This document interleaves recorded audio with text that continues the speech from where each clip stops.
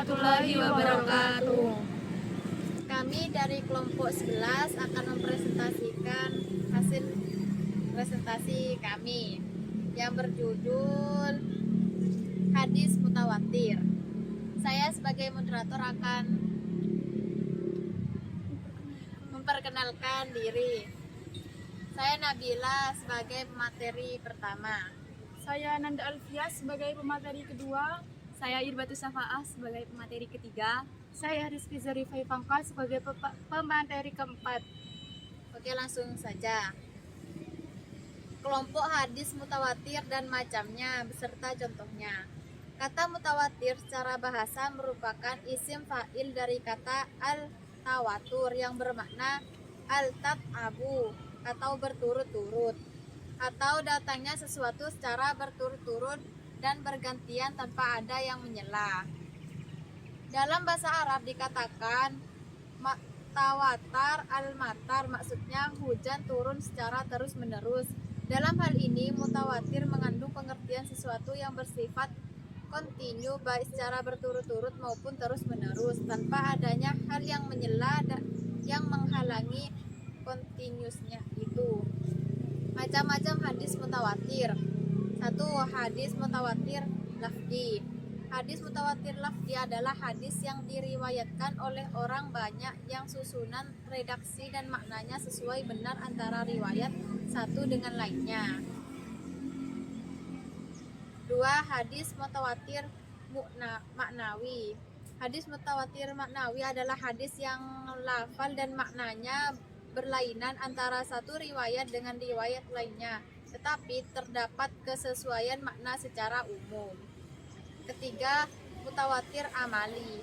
Hadis mutawatir amali adalah sesuatu yang diketahui dengan mudah bahwa ia dari agama yang telah mutawatir di kalangan umat Islam. Mengajarkannya atau menyuruhnya atau selain dari itu.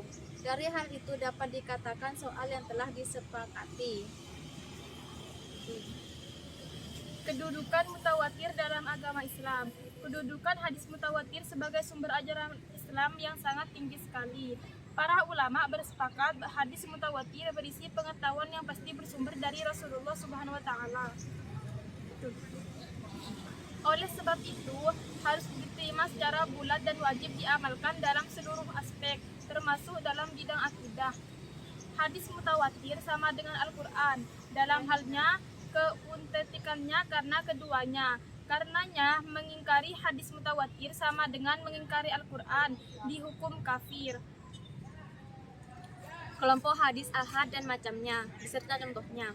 Hadis ahad adalah hadis yang para rawinya tidak sampai pada jumlah rawi hadis mutawatir, tidak memenuhi syarat persyaratan mutawatir dan tidak pula mencapai derajat mutawatir sebagaimana dinyatakan dalam kaidah ilmu hadis.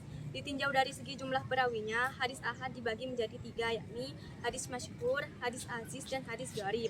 Hadis masyhur secara bahasa, kata masyhur merupakan isim maf'ul dari kata syahara, seperti aku memasyhurkan sesuatu, yang berarti aku mengumumkan dan menjelaskan suatu hal.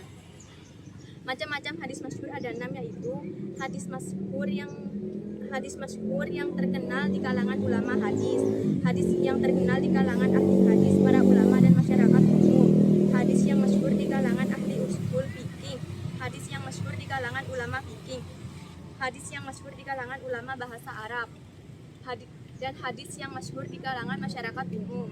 2. Hadis aziz. Kata aziz dalam bahasa Arab berasal dari kata azza yaizu yang berarti sedikit atau jarang, dan kata azza yaizu yang berarti kuat dan sangat. 3. Hadis garib. Kata garib secara bahasa berarti menyendiri, al-taf'arud, atau jauh dari kerabatnya. Macam-macam hadis garib ada 2, yaitu hadis garib mutlak, yaitu hadis yang diriwayatkan secara sendirian pada tabaqah sahabat, dan hadis garib nisbi, yaitu hadis yang kesendiriannya dinisabahkan pada sifat tertentu meskipun pada dasarnya hadis itu masyhur. Kedudukan hadis ahad dalam ajaran Islam. Di sini hadis ahad itu dalam ajaran Islam bisa berhubungan dengan masalah hukum dan masalah akidah. Kalau di masalah hukum itu, maka menurut jumhur ulama wajib diamalkan karena itu ada hukumnya, dan jika masalah akidah masih menjadi pertentangan, ada yang setuju bahwa hadis ahad ini dapat diamalkan dan juga tidak, karena akidah itu adalah soal keyakinan. Namun terdapat pendapat lain atau moderat menyatakan bahwa hadis ahad yang telah memenuhi syarat dapat dijadikan dalil untuk masalah akidah selama hadis itu tidak bertentangan dengan Al-Quran dan hadis-hadis lain yang lebih kuat. Namun pendapat lain demikian ternyata tidak semua kelompok dan ulama sependapat, sebagaimana ulama menetapkan bahwa hadis ahad itu wajib diamalkan dalam urusan amalia, ibadah, dan hukum badan saja, tidak boleh dipakai dalam urusan akidah. Sebagian pendapat lagi mengatakan bahwa hadis ahad yang sahih itu dapat dijadikan hujah untuk masalah akidah. Ulama pendukung pendapat itu menyatakan bahwa hadis ahad dapat saja menjadi qat'iyah. Sekian presentasi dari kelompok kami. Kurang dan lebihnya mohon maaf. Wassalamualaikum warahmatullahi wabarakatuh.